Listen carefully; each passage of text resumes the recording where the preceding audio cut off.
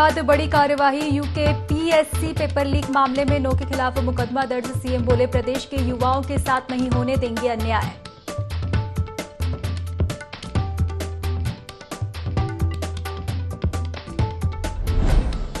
हरिद्वार सिडकुल क्षेत्र में राजा बिस्किट के मालिक ने मजदूरों को निकाला बाहर। मजदूरों ने कंपनी के बाहर दिया धरना। तनख्वाह न देने का भी लगाया आरोप।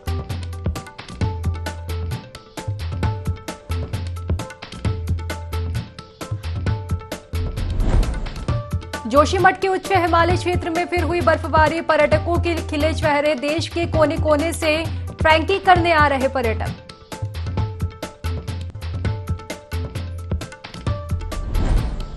हरिद्वार में अपराधियों और माफियाओं पर पुलिस का शिकंजा। गैंगस्टर्स की करोड़ों रुपए की संपत्ति की गई जब्त।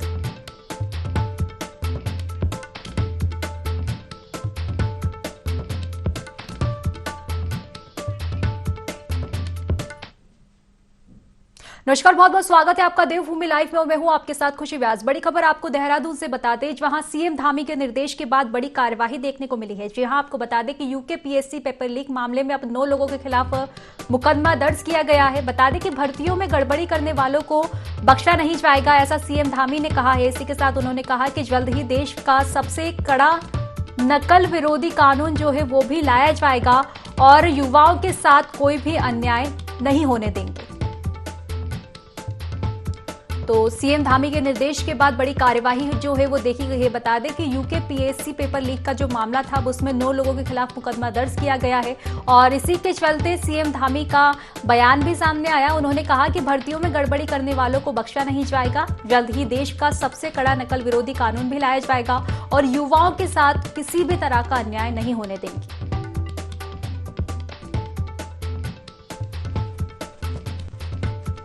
यूके पीएससी पेपर लीक जो मामला था उसमें अब बड़ी कार्यवाही देखने को मिली है। बता दें कि सीएम धामी ने कार्यवाही के सख्त निर्देश दिए थे। इसके बाद जो है बड़ी कार्यवाही मामले में देखी गई है।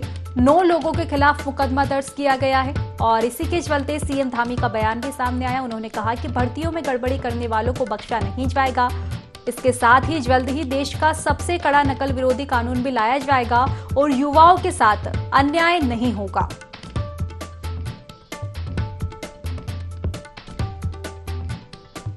तो बता दें कि यूके पीएससी में पेपर लीक मामले में गड़बड़ी हुई थी। बता दें कि पेपर लीक का यहां पूरा मामला था जिसमें अब कार्यवाही की गई है। 9 लोगों के खिलाफ मुकदमा दर्ज हुआ है। बड़ी कार्यवाही हम इसको कह सकते हैं। सीएम धामी ने सख्त निर्देश कार्यवाही के दिए थे, उसके बाद जो है बड़ी कार्यवाही देखी गई है और इसी के चलते सीएम धामी का बयान भी सामने आया। उन्होंने कहा कि भर्तियों में गड़बड़ी करने वालों को किसी भी प्रकार से बख्शा नहीं जाएगा और इसी के साथ जल्द ही देश का सबसे कड़ा नकल विरोधी कानून भी लाया जाएगा जिससे युवाओं के साथ कोई भी अन्याय नहीं होगा।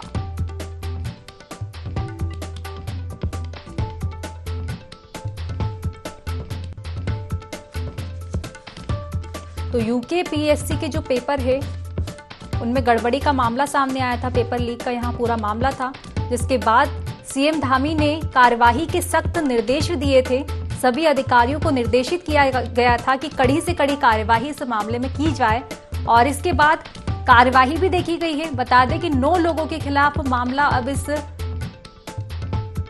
मामले में दर्ज हो चुका है। बताया जा रहा है कि 9 लोगों के खिलाफ मुकदमा दर्ज किया गया है और इसी के साथ सीएम धामी अभी भी सजग जो है इस मामले में नजर आ रहे हैं क्योंकि उनके बयान भी इस दौरान सामने आए हैं और उनके बयान में उन्होंने कहा कि भर्तियों में गड़बड़ी करने वालों को किसी भी प्रकार से बख्शा नहीं जाएगा और जल्द ही देश का सबसे कड़ा नकल विरोधी कानून भी लाया जाएगा। तो चलिए खबर पर ज्यादा जानकारी लेंगे। हमारे संवाददाता आकाश हमारे साथ जुड़ चुके हैं। आकाश, बड़ी कार्यवाही देखी गई है यूके पीएससी पेपर लीक मामले में।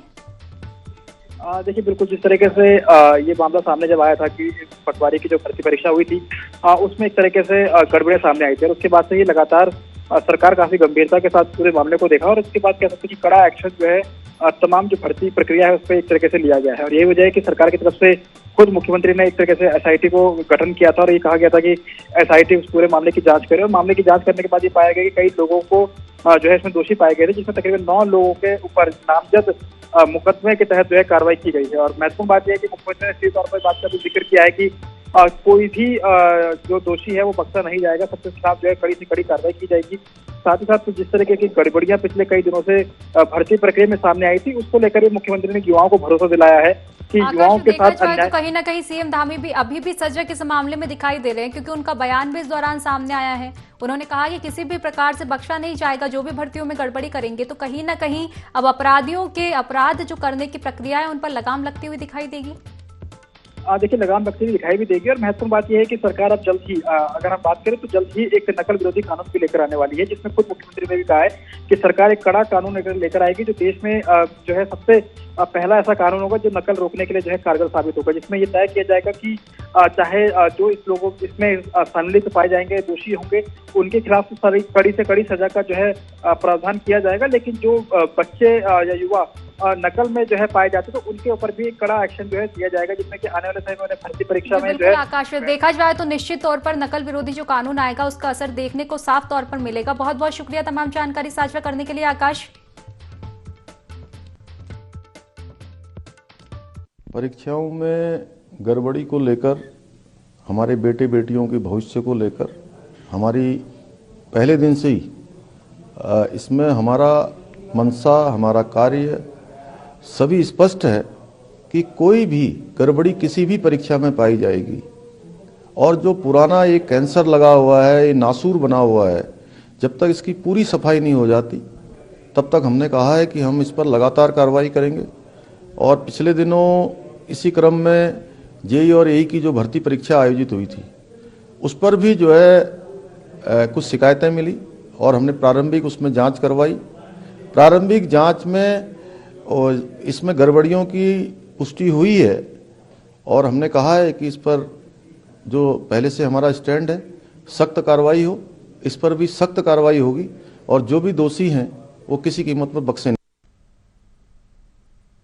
तो चलिए खबरों में आगे बढ़ेंगे। जोशीमठ के उच्च हिमालय क्षेत्र में पश्चिमी विक्षोभ के बाद बर्फबारी से मौसम सुहावना हो गया है, जिसके चलते पर्यटक बड़ी संख्या में बर्फ से ढकी वादियों का दीदार करने पहुंच रहे हैं। पर्यटक अलग अलग जगहों में घूमकर खूबसूरत गढ़वाल हिमालय की वादियों का लुत्फ उठा रहे हैं। बता दें, इस मौसम के चलते क्षेत्र में विंटर टूरिज्म बढ़ने के आसार भी नजर आने लगे हैं, जिससे पर्यटन कारोबारियों को भी अच्छा फायदा देखने को मिलेगा।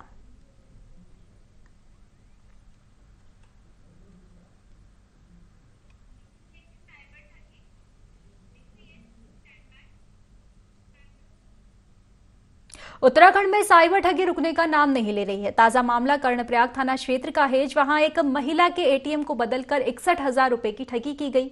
हालांकि इस मामले में कार्यवाही करते हुए पुलिस ने 2 आरोपियों को गिरफ्तार कर लिया है। मामले में सीओ ने बताया कि पीड़ित महिला की तहरीर पर पुलिस ने ठगों को गिरफ्तार किया है, जिनके कब्जे से 4800 रुपए नगद और एक स्कूटी भी बरामद की गई है। पुलिस ने बताया कि गिरफ्तार ठगों में से एक 2014 में भी ठगी की घटना में गिरफ्तार हो चुका है। वहीं इस सफलता पर एसपी चमोली ने पुलिस टीम को 2500 रुपए इनाम देने की घोषणा भी की है।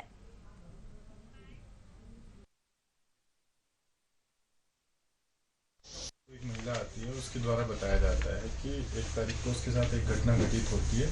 वो एटीएम में आती है पैसे निकालने कर्णप्रयाग में। तो पीएनबी का एटीएम था, उसमें वो जैसे ही पैसे निकालते तो शायद उसको कुछ समझ नहीं आ रहा था, तो उसी की हेल्प के बहाने एक व्यक्ति अंदर घुसता है। हमारी टीम इसमें इंस्पेक्टर साहब के नेतृत्व में टीम गठित कर देते हैं और इनसे 4800 रुपये नगद बरामद हुई है। 2 jack, 2 power bank, 2 Bluetooth, HDFC का एटीएम में 25,000 जो रुपये भेजे इसने किसी और को भी ट्रांसफर किए, उधार ले रखा होगा ना किसी को, तो उसकी रसीद हमें मिली है, स्कूटी है। तो लोगों से अपील करना चाहेंगे, खासकर महिलाओं से, कि अगर उनको कोई चीज़ नहीं आती तो अपने जानने वालों का ही उसमें हेल्प लें, किसी अनजान व्यक्ति से उसमें हेल्प न लें। कि हमारे द्वारा भी जगह जगह साइबर फ्रॉड के संबंध में जागरूकता अभियान चलाए जा रहे हैं, लेकिन फिर भी देखने में आ रहा है कि लोग ठगी का शिकार हो। मुख्यमंत्री ड्रग्स फ्री देवभूमि मिशन 2025 के तहत हरिद्वार पुलिस ने नशा माफियाओं पर बड़ी कार्यवाही की। इस दौरान पुलिस ने 7 नशा तस्करों को गिरफ्तार किया है, साथ ही 2 करोड़ 60 लाख की संपत्ति भी जब्त की। वहीं कार्रवाई होने से नशा तस्करों में हड़कंप मच गया। एसएसपी अजय सिंह ने जानकारी देते हुए बताया कि एनडीपीसी गैंगस्टर और गुंडा एक्ट के तहत 7 आरोपियों पर कार्यवाही की गई है। पुलिस ने पहली बार नशा माफियाओं की संपत्ति भी जब्त की है।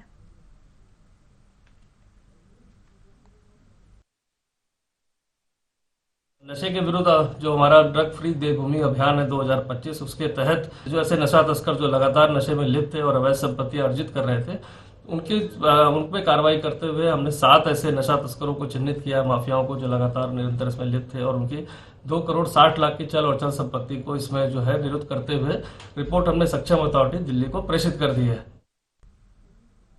थराली के रोल्टी गांव में विद्युत विभाग ने विद्युत समस्या समाधान शिविर का आयोजन किया, जिसमें भाजपा विधायक भूपाल राम टमटा मुख्य अतिथि के रूप में शामिल हुए। शिविर में उपभोक्ताओं ने विद्युत विभाग के अधिकारियों से विद्युत बिलों में आ रही गड़बड़ियों की शिकायत की, जिसके बाद अधिकारियों ने समस्या का समाधान किया। साथ ही बीपीएल परिवारों, असहायों के लिए चलाई जा रही कल्याणकारी योजनाओं की भी जानकारी दी। शिविर में 18 शिकायतें दर्ज की गई, जिनमें से 15 शिकायतों का मौके पर ही निस्तारण किया गया।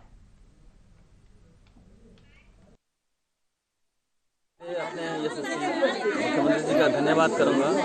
ग्रामीण क्षेत्रों में इस प्रकार की समाधान के जो कैंप लगे हैं विभागीय स्तर पर, तो बहुत सारे लोगों को इससे राहत मिल रही है, लोग अपनी समस्या को रख रहे हैं। और क्योंकि मैं समझता हूँ कि ग्रामीण क्षेत्रों में कभी कभार जानकारी के अभाव में लोगों को विद्युत के भुगतान में बहुत दिक्कत भी होती है, कभी कभार बिल ज़्यादा आ जाते हैं, उस समस्या का भी समाधान हो जाता है और साथ साथ जानकारी भी लोगों को मिलती है। तो बहुत अच्छा, मैं इस पहल को बहुत ही सराहनीय कहूँगा। और विभागीय सारे अधिकारी आए हैं, कर्मचारी आए हैं, यहाँ पर अधिशासी अभियंता आए हैं, सहायक अभियंता आए हैं और अभियंता आए हैं, सारा स्टाफ यहाँ पर आए हैं और लोगों से मिल रहे हैं। तो बहुत अच्छा प्रयास है। तो बिजली बिलों के संबंध में और 10 मीटर के संबंध में समस्या का निराकरण कर दिया गया है। कुछ तोकों में बंच केबल प्रयोजन के लिए अनुरोध किया गया, उसके लिए अनुबंध प्रक्रिया बाकी प्रारंभ है और जल्दी अनुबंध होने के बाद उस कार्य को पूर्ण करा दिया गया। चंपावत में किसानों की समस्या को हल करने के लिए अधिकारी जरूरी कदम उठा रहे हैं, जिसके चलते डीएम नरेंद्र सिंह भंडारी के साथ विभिन्न कृषि विभागों और जिले के प्रगतिशील किसानों के साथ बैठक की गई, जिसमें आय दुगनी करने और सरकारी योजनाओं के माध्यम से लोगों को लाभ पहुंचाने पर बातचीत की गई। इस बैठक में किसानों ने अपनी विभिन्न समस्याओं को भी साझा किया।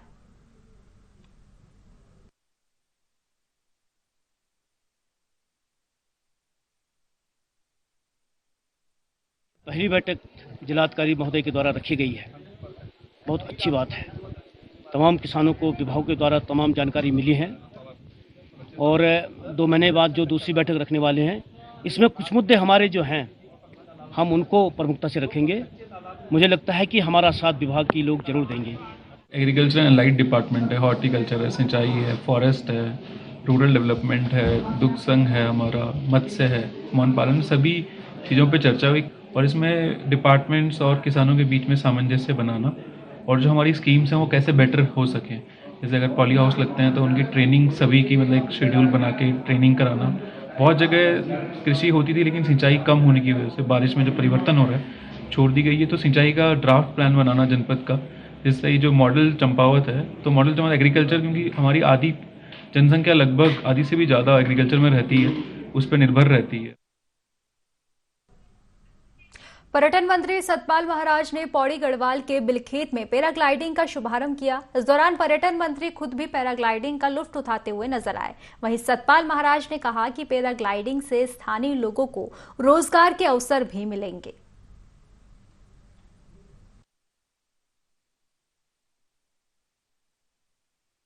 सतपाल महाराज जी द्वारा आज इस जगह का जो है नयार वैली के नाम से मशहूर है, यहाँ पे साहसिक गतिविधियों को बढ़ावा देने के लिए पैराग्लाइडिंग की कमर्शियल ऑपरेशन के लिए साइट को दिया गया है।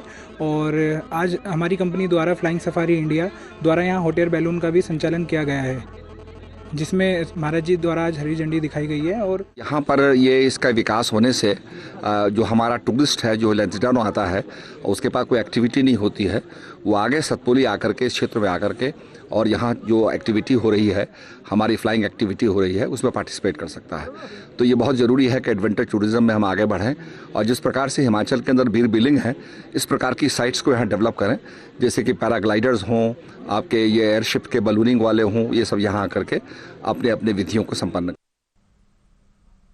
बनमौसा पुलिस ने 1 महीने पहले हुई चोरी का खुलासा किया है। वहीं पुलिस ने चोरों के कब्जे से चोरी का सामान भी बरामद किया है। बता दें कि 30 दिसंबर को चोरों ने एक व्यक्ति के घर में घुसकर सोने चांदी के कई जेवरात सहित नकदी चुराकर चोर फरार हो गए थे। फिलहाल पुलिस ने मामले में एक आरोपी को गिरफ्तार कर लिया है, जिसके खिलाफ पुलिस ने विभिन्न धाराओं में मामला भी दर्ज कर लिया है।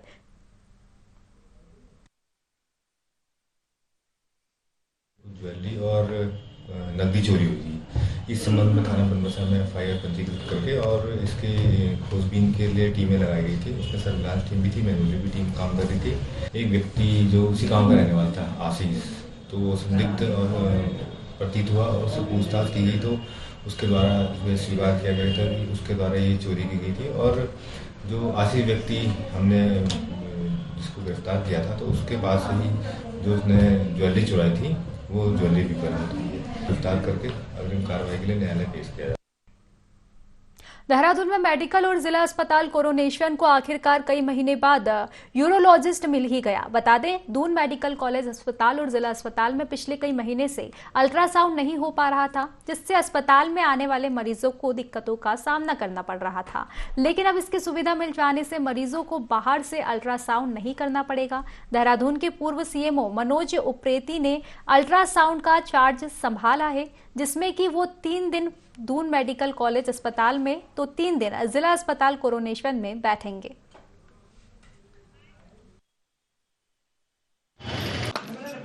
पहली पसंद थी वो मेरा क्लिनिकल वर्क था, तो मुझे जो है जिम्मेदारी दी गई थी CMO की, तो वो मैंने अपना जो जितना मुझसे बन पड़ा मैंने उसको निभाया।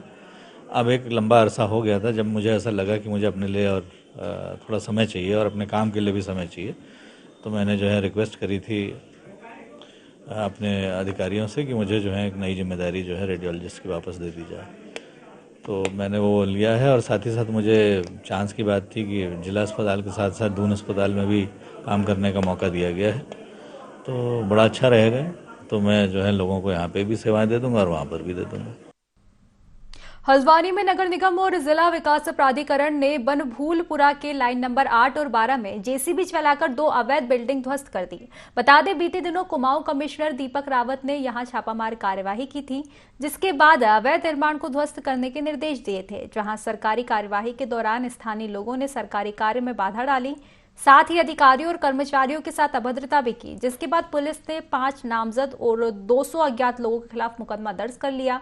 वहीं 2 दिन का समय दिए जाने के बाद आज वह नगर निगम और जिला विकास प्राधिकरण ने संयुक्त रूप से दोनों अवैध बिल्डिंग को JCB चलाकर ध्वस्त कर दिया है।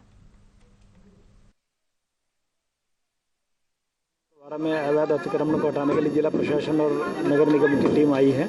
यहाँ पर पर्याप्त पुलिस बल का इंतजाम किया गया है। मैं स्वयं उपस्थित हूँ यहाँ पर, और जो अवैध अतिक्रमण को हटाने का कार्य है वो शांतिपूर्वक चल रहा है। निर्माण और नजूल जमीन को अवैध कब्जा करके बनाए जा रहे थे, उसका निरीक्षण 30 तारीख को किया गया था।